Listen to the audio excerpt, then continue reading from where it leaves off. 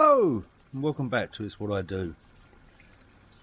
Yeah, unfortunately today's video, well I say unfortunately, depends on your outlook, today's video is going to be about the pond again. I know the last 5 videos have been about the pond, but this time of year, for those people that have got ponds will already know, this time of year is very busy on ponds, and with the weather the way it is, unfortunately I couldn't do the video that I wanted, which was on the braking system on the van. Weather's just crap at the minute, keeps raining. So anyhow, let's get on with it.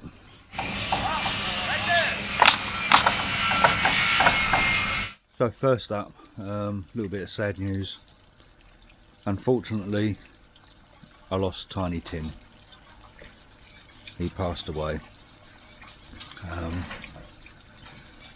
I'll show you this little bit of a clip of Tiny Tim.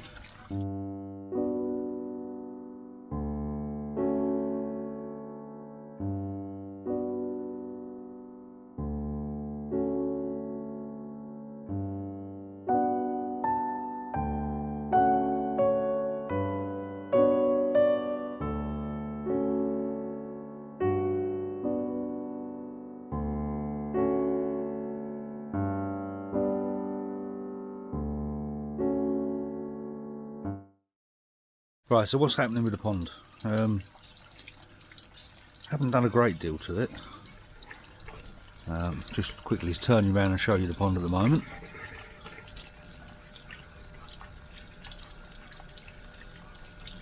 Fish have not long been fed, that's why you've got a little bit of foam on the top. I have to turn off the skimmer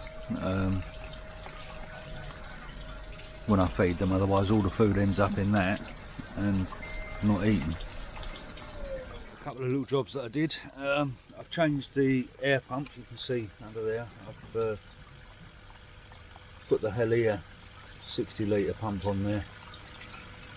I can't say as it's producing much more air than the Jacob one, but yeah, I've changed that, so we've got the new 60 litre pump on there.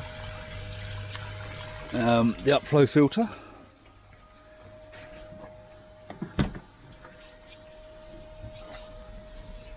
still going wonderfully well.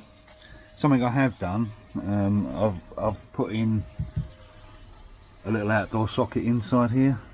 They're not very good sockets, so only cheap ones, but as it's in the cupboard it's not going to get wet anyhow.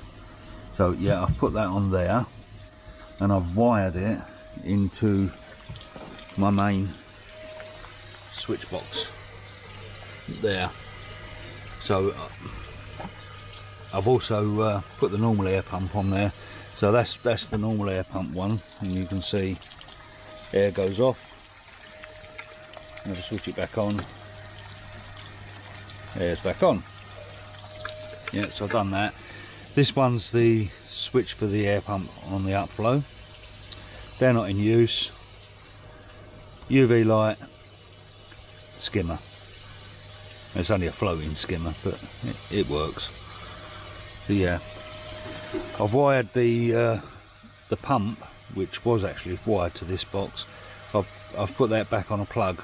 I couldn't see the point of having it on the switch box because I've got an on-off switch actually on the pump. So what's the point?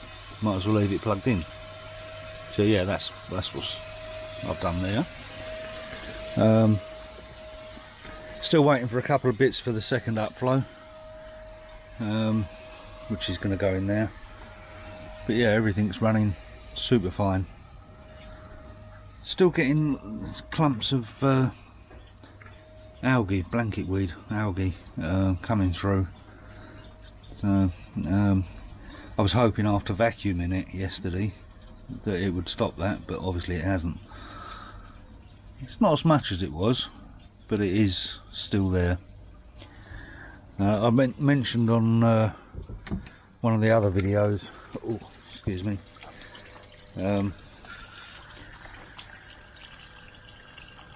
about the changes that I made and why I might be getting it.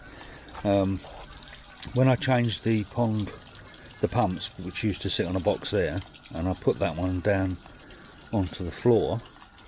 I think what it's doing is sucking algae off of the floor. So I was hoping hoovering it out yesterday and scraping some of the algae off would have stopped most of that, but it's still getting a little bit through. Not as bad, but it's still there. So,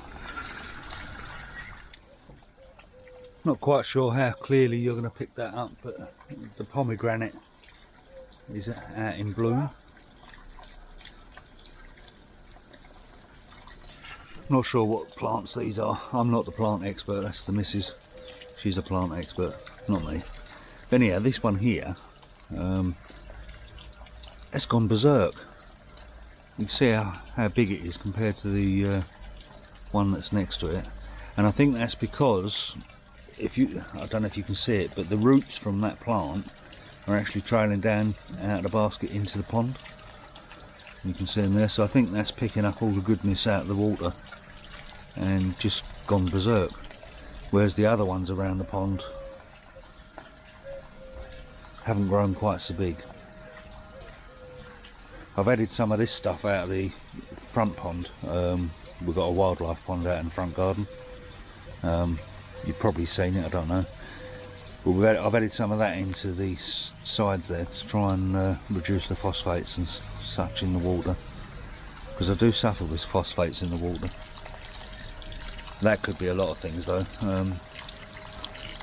Where this is, it's fairly level to the ground. Some of the ground actually slopes up above it. You're going to get a lot of rainwater run off into the pond, so you're going to get phosphates from that. Not ideal, but it's what I've got to live with, so hey ho. So yeah, that's the pond at the moment, and that one's out in flower as well. They're quite pretty.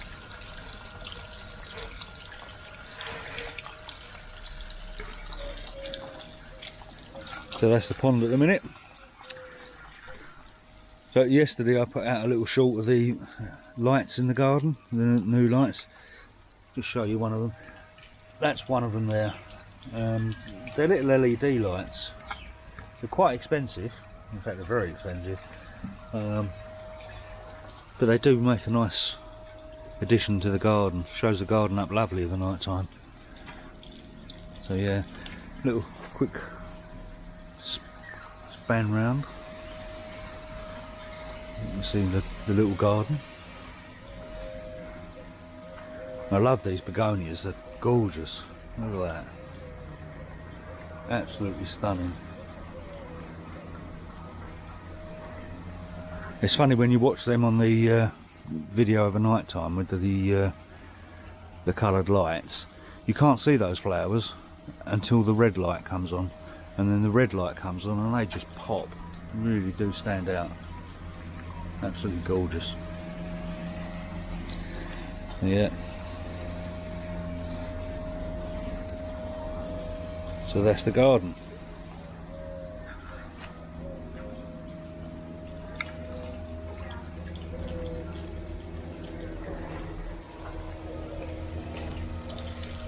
More begonias.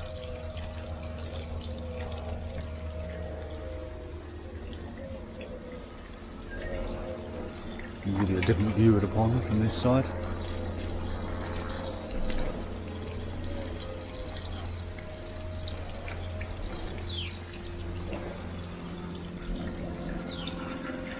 And here where I sit next to the pond to have my morning tea and whatnot, up above me we can see all these. So I've got like a canopy of flowers over me at the minute. They look very pretty. Overhang quite a bit though, which is a bit of a nuisance, but yeah. So I know it's a short video, but as I say, unfortunately the weather's letting me down tremendously at the minute. Keeps raining every 5 seconds. It's raining now, so yeah. Well, due to the weather, that's going to be about it. If you could do me a big favour and just hit the like button on this video. I stopped asking people to do it, but it really does help. Helps get the videos viewed, basically. I know I desperately need to get my videos viewed so I can get my watch time up. So anyhow, that's it for now. Hopefully I'll catch you again soon. Bye for now.